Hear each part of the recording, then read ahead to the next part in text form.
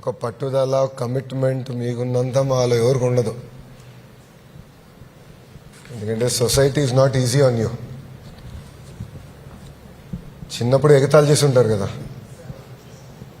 ఏడిపించి ఉంటారు, అనేక మాటలు అని ఉంటారు. కానీ అవన్నీ మీరు అధిగమించుకొని ఈరోజు మీరు ఈ స్థాయికి వచ్చారంటే మీలో ఉన్న పట్టుదల, కమిట్మెంట్, కసి, ఫైర్, అదే మనందరిలో మార్పు తీసుకొస్తుంది. వాస్తవంగా నేను మిమ్మల్ని అందరూ చూసి నేర్చుకోవాలి. ఎందుకంటే మీకున్నంత కమిట్మెంట్, కసి మాలో ఎవరిలో ఉండదు. సో నాకు మా వాళ్ళు చెప్పినప్పుడు చాలా ఎక్సైట్ అయ్యా, డిపార్ట్మెంట్ చెప్పినప్పుడు చాలా ఎక్సైట్ అయ్యా.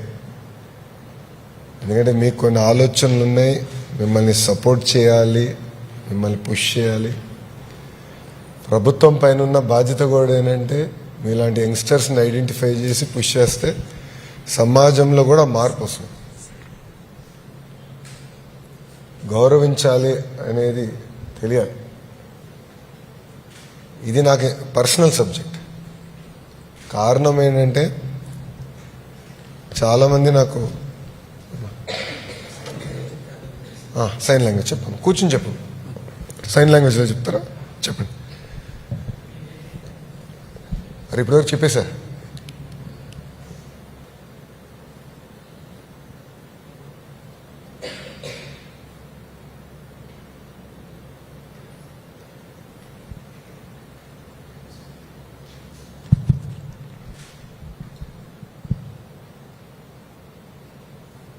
ఇక్కడ ఏంటంటే మా ఫ్యామిలీ మెంబర్ ఒకరికి చిన్నప్పటి నుంచి మాట్లాడేటప్పుడు తడబడ్డేవారు,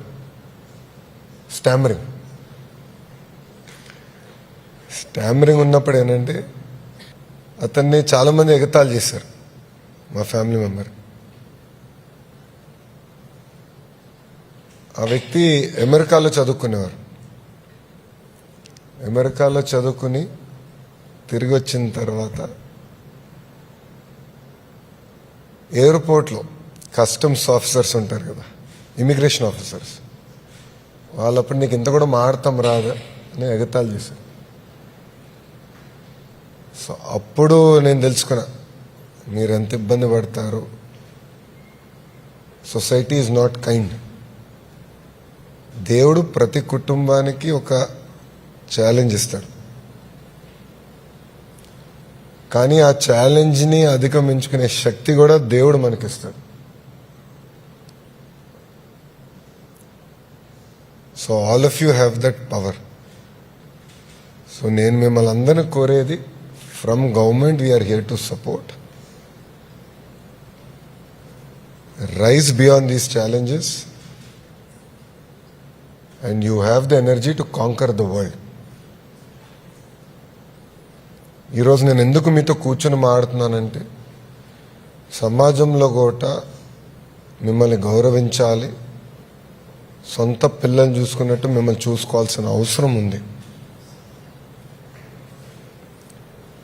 పదే పదే మేము కూడా కూర్చుని మీతో టైం టు టైం ఇంటరాక్ట్ అవుతేనే ఏ మార్పు అయితే సమాజంలో లోకేష్కి ఒక వ్యక్తిగా నేను ఆశిస్తున్నాను, ఆ మార్పు కొద్ది శాతం అన్నా మేము తీసుకురాగలుగుతామని అనుకుంటున్నాం. అందుకే ఈరోజు మీతో కలిసి మాట్లాడదామని, మీతో ఇంటరాక్ట్ అవుదామని. అసలు ఈ ఆలోచన మీకు ఎలా వచ్చింది?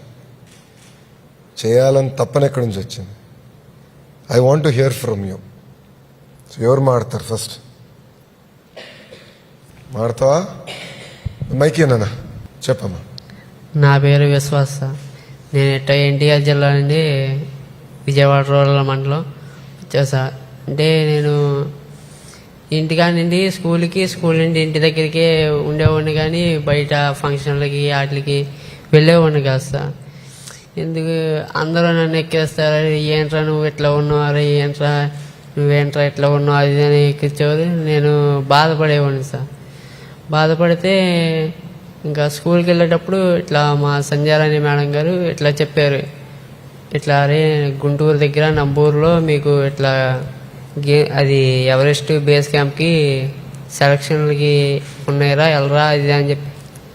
మేడం నేను వెళ్ళరా మేడం అది అన్న. దేనికి రా వెళ్ళవు అది అంటే, మేడం అక్కడ అందరూ నన్ను ఎక్కిస్తారు మేడం, అందుకే నేను వెళ్ళను మేడం అది ఇది అన్నా. అంటే అరే అక్కడ మీలాంటి వాళ్ళేరా, నువ్వు ఎట్లా బాధపడుతున్నావో వాళ్ళు కూడా అట్లాగే బాధపడుతున్నారు, అందుకు నువ్వు వెళ్ళరా అది ఇది అని చెప్పారు. సరే మేడం అది ఇది అని వెళ్ళా. అక్కడ సెలెక్ట్ అయ్యా. గండికోట అడ్వాంట్ స్పోర్ట్స్ అకాడమీ దగ్గరికి వచ్చిన తర్వాత ఇంకా వీళ్ళందరూ నాకు పరిచయం అయ్యారు. మేమందరం ఏ సక్సెస్ అవ్వాలని కాన్ఫిడెన్స్గా వెళ్ళాం. అక్కడ కూడా మాకు మంచిగా సార్ వాళ్ళందరూ మాకు ట్రైనింగ్ ఇచ్చారు. బాగా మాతో ఫ్రెండ్స్ లాగా ఉండేవారు. అక్కడ సెలెక్షన్ అయిన తర్వాత లడఖ్కి వెళ్ళాం. లడఖ్ అంటే అక్కడికి వెళ్తామో కూడా లేదో తెలియదు. ఇంకా అలాగే కాన్ఫిడెన్స్ మేము వెళ్తాం, మేమంటే ఏంటో ప్రపంచానికి చూపించాలి అనే కాన్ఫిడెన్స్ మీద వెళ్ళాం. అక్కడ మేము సెలెక్ట్ అయింది. అక్కడ కూడా బాగా సారు మాతో అంతా కలిసి అన్ని ట్రెక్కింగ్కి అవన్నీ 5600 మీటర్ యాటిట్యూడ్లో మేమందరం ట్రెక్కింగ్ చేసాం. ఇంకా అక్కడి నుండి వచ్చేసిన తర్వాత అంటే మాలాంటి వాళ్ళకి ఇంకా మేమంటే ఏంటో ఇన్స్పిరేషన్గా తీసుకొని, అంటే మేము పుట్టాం ఎందుకు అనే కాకుండా అరే మేము పుట్టాం ఇట్లాగా వీళ్ళు ఈ అన్నోళ్ళు ఈ అక్కోళ్ళు చేశారు, అలా మేము చెయ్యాలి, మాకంటూ ఒక కాన్ఫిడెన్స్గా ఉండాలి అనే ముందుకి. ఇంట్లో లేవన్నారు ఇంట్లో వాళ్ళు ఈ నిర్ణయం తీసుకున్న తర్వాత ఏమనుకున్నారు ఇంట్లో? అరే నువ్వు వెళ్ళరా, మీలాంటి వాళ్ళ గురించే కదరా, నువ్వంటే ఏంటో ఇంటికి స్కూల్కే తెలిసేదిగా తప్ప బయట ప్రపంచం అంటే నీకేంటో తెలియదు కదరా. స్కూల్లో ఫ్రెండ్స్ ఎవరు లేరు, ఎవరో మాట్లాడరు. అరే ఏంట్రా నువ్వు ఇట్లా ఉన్నావు ఎవరు, అందుకనే నువ్వు వెళ్ళరా, నిన్ను ఎగతాళి చేసిన వాళ్ళే మళ్ళీ నీ ముద్దుకు వచ్చి అరే వీడు ఇలా చేశాడరా అది అనేటట్టుగా నువ్వు ఎదగాలరా అది అని చెప్పారు. నన్ను మా పేరెంట్స్ ప్రోత్సహించారు. సో ఎవరు ఎక్కువ ప్రోత్సహిస్తారు, అమ్మనా నాన్న? ఇద్దరు సార్. ఇద్దరులో ఎవరు ఎక్కువ? ఇద్దరులో మమ్మీ సార్. అమ్మే కదా, అమ్మే కదా. అమ్మ ప్రోత్సాహం లేకపోతే మనందరం ఇక్కడ కూర్చోలేం కదా సార్. గుడ్ గుడ్ అమ్మా. మా అందరికి ఎంత అవకాశం కల్పించినందుకు, మాలాంటి వాళ్ళకి ఇంకా ముందుగా ఇంకా చేయాలని కోరుకుంటున్నాం సార్ మేమందరం. అవును, ఇంట్రెస్టింగ్ అని అంటే భారతదేశంలో ఎక్కడ జరగలేదు, ఫస్ట్ టైం ఇది జరుగుతుంది.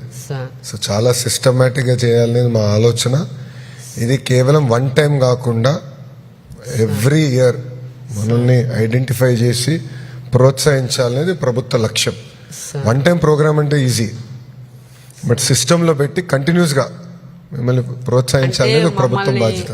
మమ్మల్ని ఇన్స్పిరేషన్ గా తీసుకొని మిగతా జనరేషన్స్ కూడా అరే మేము ఎట్లా పుట్టామరా అనే కాకోకుండా అరే మేము ఈ అన్నోళ్ళు ఎక్కోళ్ళు టచ్ చేశారా, మనం కూడా ఇట్లా చెయ్యాలరా, మనం అంటే ఏంటో ప్రపంచానికి చూపించాలరా అనేటట్టుగా కాన్ఫిడెన్స్ ఛాలెంజ్. జీవితంలో నా పాయింట్, నా థియరీ అంటే నేను బలంగా నమ్మేది ఏంటంటే ప్రతి కుటుంబానికి దేవుడు పరీక్ష పెడతాడు, ఏదో ఒక రకంగా పరీక్ష పెడతాడు. బయట నుంచి చూసినప్పుడు ఏమనుకుంటా అంటే ఆ కుటుంబానికి అన్ని ఇచ్చాడరా అని అనుకోవచ్చు, కానీ పరీక్ష పెడతాడు. ఏ కుటుంబానికి పరీక్ష లేకుండా అవుతూ పెట్టాడు దేవుడు, కానీ ఆ పరీక్ష జయించే శక్తి కూడా ఇస్తాడు. సో నేను ఎక్కడికి వెళ్ళినా ఇదే చెప్తా, ఎన్ని కష్టకాలాలున్నా పాజిటివ్ మైండ్తో, పాజిటివ్ ఓరియంటేషన్తో, కసి, మనలో కసి ఉంటే ఏమైనా సాధించగలుగుతాం జీవితంలో. మనలో కసి లేకపోతే వెనకాల మీ అందరూ ఉండి ఎంత ప్రోత్సహించినా మనం ఏం చేయలేం. అది నేను బలగనమే. ఒక గోల్ పెట్టుకోవాలి, ఒక టార్గెట్ పెట్టుకోవాలి, ఆ టార్గెట్ సాధించే వరకు వదలకూడదు సార్. బ్రేక్ఫాస్ట్, లంచ్, డిన్నర్, పడుకునే టైంలో కూడా దాని గురించి ఆలోచించాలి, ఎలా సాధించాలి. అది సాధించగలితేనే, అది సాధించిన తర్వాత నేను పడుకుంటానని మనలో ఎప్పుడైతే కసి వస్తుందో 100% వీ కెన్ అచీవ్ థింగ్స్. నేను చూసా జీవితంలో, నేను ఎంతోమంది చూసా, మాది చాలా పెద్ద కుటుంబం. సో నేను ఎంతోమంది సమస్యలు ఎదుర్కొంటాను చూశాను, వాళ్ళ కసున్న వాళ్ళందరూ బయటపడ్డారు. ఇంకెవరైనా మాడతారా? నమస్తే